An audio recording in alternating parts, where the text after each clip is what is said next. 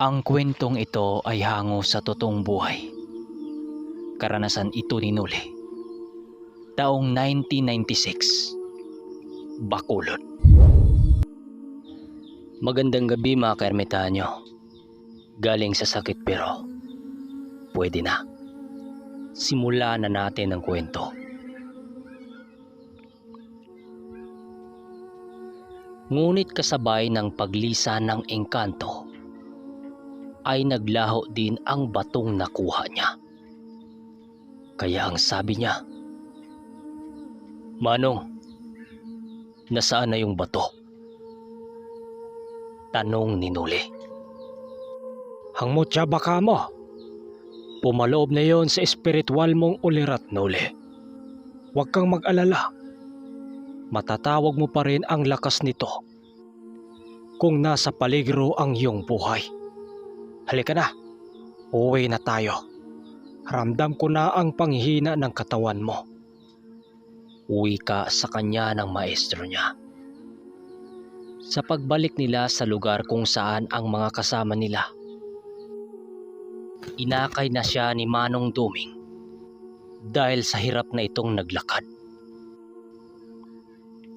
Kahit hindi sabihin ni Noli sa ermitanyo ang kanyang nararamdaman, alam nito ang hirap niyang pinagdaanan. Dahil sa mga mabibigat na usal na kanyang napakawalan. Tama kayo ng narinig. Kung makapagbanggit sa unang pagkakataon ng mga mabibigat na espiritual na sandata, mapapagod ang katawan mo dahil sa lakas ng karga nito. Ayon naman sa ermitanyo, ang mutyang nakuha ni Noli sa gabay ng kalikasan ay tinawag na agud. Ang agud ay isang katagang ginagamit ng mga engkanto upang tukuyin ang antas ng mga mutya na inalagaan nito. Ang dalawang hinarkiya sa ilalim ng agud ay hindi nasambit ng ermitanyo sa anak ni Noli noong mga panahong Ayon sa ermitanyo, ang agud ang pinakamataas na mutya na maaring panghawakan ng engkanto upang tumagal ang buhay ng isang nangangalaga dito. Maraming uri ng agud pero ang nakuhang mutya ni Noli ay ang pinakamalakas sa hanay ng mga agud. Maaaring maraming abilidad na taglay ang mutyang hawak ni Noli na kahit ang ermitanyo, hindi pa ito nagawang matuklasan. Dagdag pa nito, at kapag isuot ni Noli ang agud na yon, matataglay niya ang kakayahan ng engkanto na minsang nangangalaga dito. Naniniwala si Noli na ang gabay na nakapalikod dito ay may kakayahang gamitin ang ibang abilidad ng isang nilalang nang minsang nagmamay-ari sa mutya. Matapos itong banggitin ng ermitanyo, pinili na nilang maglakad ng mabilis upang madali na silang makapagpahinga. Sa pagdating nila sa bahay ng kanilang tinutuluyan, naabutan nila ang kanilang mga kasama na abala sa paghanda ng kanilang dadalhin sa paglalakbay. Ang iba naman sa mga ito ay abala sa pag-iinuman ng tubang hindi alam ng ermitanyo kung saan ang gagaling. Upang maibisan ang sakit ng kanyang nararamdaman, pinili ni Noling makipag-inuman dito. Ganon din ang ginawa ng ermitanyo. Gawa ng hindi nila kayang makatulog ng gabing yon. Sa paglipas ng mga oras ng kanilang pag-iinuman, natalakay ng ermitanyo ang tungkol sa agud na nakuha ni Noli. Ayon sa ermitanyo, panahon na para malaman niya ang patungkol sa 3 agud na nasa pangangalaga ng ibang nilalang. Ayon sa ermitanyo, ng mutya ng tubig na pagmamay-ari niya at ang mutyang pagmamay-ari ni Noli ay napakaraming nangangalaga. Bago nila yon, napapasa kamay.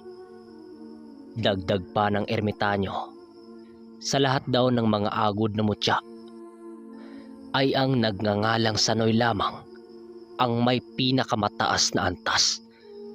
Gawa ng ito mismo ang bumuhay at lumilok sa mutyang pagmamay-ari nito. Dagdag pa nito, dahil sa lalim ng aral ng kababata niya, na kaya nitong gumawa ng isang mutya na kasing lakas ng ibang mutyang hindi pa nila nakikita. Magpahanggang ngayong pangkasalukuyang panahon mga kasama, maraming nagnanais sa mutyang kagaya niyan. Kaya sa oras na makuha ito ng isang antingero na naghihirap na kunin ito, papasok ito sa espiritual na ulirat niya. Dahil may sabi-sabi sa aming grupo noon na may 7 nilalang na bababa galing sa impyerno at tuluyan nilang lasunin ang bawat kaisipan ng mga tao upang magkakagulo at hahantong sa madugong digmaan sa buong mundo. Pero alam nyo ba na ang isa sa mga ito ay nasa lupa na? Mas madali nilang lasunin ang kaisipan ng isang tao kung ang kalooban nito ay nalalayo sa dakilang Diyos Ama. Kapag ang mga gamit na ito ay nawawala sa mga taong mabubuti ang puso, maaring madali lamang sa mga demonyo na sakupin ang isang katauhan. Kaya kami tinatawag na mga ermitanyo. Dahil sa tagal na naming nabubuhay sa lupa, magabayan lamang ang ilang unti-unti ng sinakop ng mga dyablo. Kapalit ng aming panghabang buhay. Wika ng ermitanyo. Dahil sa mga narinig ng mga ito, animoy naglalakbay sa kawalan ang kanilang mga wisyo dahil sa kilabot. Dahil kaya pala hindi matigil-tigil ang madugong labanan ng bawat bansa dahil sa isang makapangyarihang nilalang sa kadiliman ang nakababa sa lupa at nagsisimula ng gumawa ng panggugulo. Dagdag pa ng ermitanyo, kaya nagkaroon ng mahiwagang mutya na galing sa ating Ama dahil sa banta ng mga demonyong makikiaklas sa gingharian ng tinatag ng Panginoon. Wala noong naisip na iba ang kataas-taasan kung bigyan ng makapangyarihang gamit ang napiling tagasunod ng Amang Dakila. May ibinaba itong mga armas upang maitanggol ang bawat uri ng tao. Sa paglipas ng panahon, dahil sa banta ng mahiwagang armas, hindi tinuloy ng ibang mga demonyong bumaba sa lupa dahil alam ng mga itong wala silang kalaban-laban. Dahil sa kailangang ipreserba at pangangalagaan ang ibinigay ng Diyos, ipinasa ang mga ito sa bawat angkang nagmamay-ari ng mutya. Ang ibang mutyang ipinasa sa bawat henerasyon ay hindi na nakaabot sa karapat-dapat na mangangalaga dito. Walang makapagsasabi kung ano ang nangyari sa ibang mga gamit na yon dahil sa patuloy ng pagbabago ng sibilisasyon at nabura na sa mundo ang ibang nagmamay-ari ng mahiwagang armas.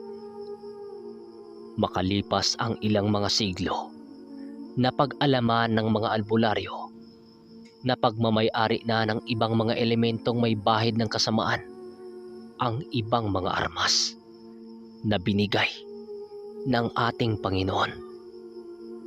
Dagdag pa ng ermitanyo na may isa siyang mutyang nakikita na pagmamay-ari na ng isang batang napabilang sa mga katutubo.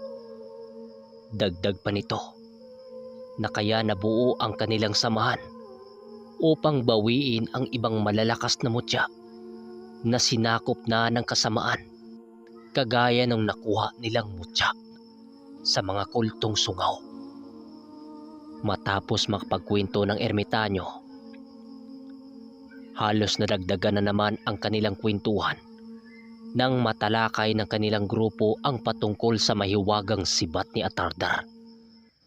Ngunit biglang napatahimik silang lahat nang sumabat dito si Danilo ng, "Ako Manong, nakuha ko ang isa sa mga ito. Katunayan nga niyan, ito po." Wika nito, sabay tayo at umihip ng mga dasal sa kanilang harapan. Pagbanggit ni Danilo sa mga dasal na yon, biglang lumitaw sa kanilang harapan ang mahiwagang sibat ni Atardar. Nang makita ito ng grupo ng ermitanyo, halos napapanganga ang ilan sa mga ito dahil hindi nila sukat akalain na may taglay na ganitong sandata ang isa sa mga kasama nilang laging tahimik lang. Maging ang ermitanyo namangha sa mga ipinakita ni Danilo. Saan mo yan nakuha ang ganong kalakas na sandata, iho? Alam kong hindi basta-basta ang gabay niyan dahil may kaugnayan ito sa mga sinaunang mandirigmang antingero na kayang maglilok ng ganong sandata. Bata pa po ako nung mga panahong nakuha ko ito. Nakuha ko ito sa bundok Manong ng Hinagbaan nung minsan kaming naglalaro sa gitna ng malakas na ulan. Dagdag pa nitong si Danilo, minsan na rin niyang nagamit ang sibat na yon sa madugong labanan sa lugar ng Tanhay. Nung makaengkwentro ang kanilang pangkat ng mga bunaw na mambabarang. Ayon pa dito, ang bunaw ay isang uri ng mambabarang na ang pangunahing armas sa barang ay udtong ahas. Maaring wala pang isa sa inyo ang nakarinig sa ganong mambabarang. Gawa ng hindi ito nakikihalubilo sa mga tao. Tanging mga albularyo at mataas na uring antingero sa larangan lamang ang nakakaalam sa ganitong uri ng mambabarang. Maniwala man kayo o sa hindi, kapag natunugan kayo ng isang bunaw, hindi na kayo masisikatan pa ng araw. Sa isang kagat lamang ng udtong ahas, maisakatuparan ng mambabarang ang nais niyang gawin sa biktima nito. Hindi natitinag ang mga ahas nito sa kahit anong pangontra, gawa ng sakop ito ng mahikang pangunahin nilang armas ng isang mambabarang na bunaw. Kapag ikay nakilala ng isang bunaw, kahit magtago ka pa sa singit ng lulo mo, masusundan at masusundan ka pa rin ng mga alaga nitong ahas. Ang mga ugali kasi ng mga bunaw, masyadong mapusok sa paghiganti at sa kahihiyan. Hindi ito kagaya ng isang ordinaryong tao na kayang lumimot ng isang hiblang galit sa ginawa ng kasalanan. Kahit ilang dekada pa ang lilipas, hindi kayang lumimot ng kasalanan at magpatawad ng isang bunaw. Sa oras na babalik ka sa iyong pinanggalingan, muli itong magpaparamdam ng hindi mo nalalaman. Sa oras ng pagdalaw ng bunaw sa kanyang biktima, una nitong gagawin ay pagpaparamdaman sa iyo ng maliit na ahas sa iyong tahanan. Gabi bumibiktima ang mga bunaw, kaya sa karamihan ang nabiktima nito ay hindi talaga malalaman ang ginawa sa kanila ng mambabarang na to. Okay, andito na naman. Okay, hanggang dito na muna mga kaermitanyo. So angas din ni Danilo, no? Nagpakita din ng kanyang alas. Pero ang nakapagtataka, bakit sa oras ng mga labanan nila, hindi nila yung nasisilayan, di ba? Ano kayang dahilan? Comment nyo sa baba. Maraming salamat.